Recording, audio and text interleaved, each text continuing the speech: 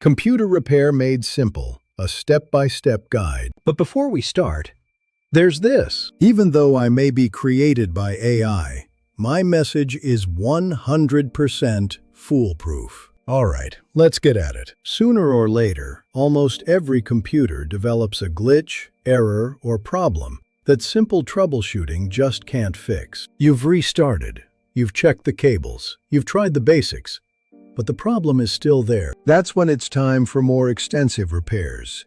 And that's also when frustration often begins. Computer repair can feel overwhelming because the source of the problem isn't always obvious. Is it failing hardware, a software conflict, or a combination of both working against you? A savvy computer owner pauses, takes a deep breath, and follows a logical plan. Once you determine that the issue is beyond simple troubleshooting, like the tips you should always try before calling for help, it's time to explore your repair options. You might start with professional diagnostics, consult manufacturer support, or take your system to a trusted repair service. In some cases, replacing a single component solves everything. In others, a software repair or system reset is the answer. The key is patience, process, and knowing when expert help saves time, money, and stress. Check out Foolproof's computer repair guide in the description below. Good luck with your computer repairs, and thanks for watching.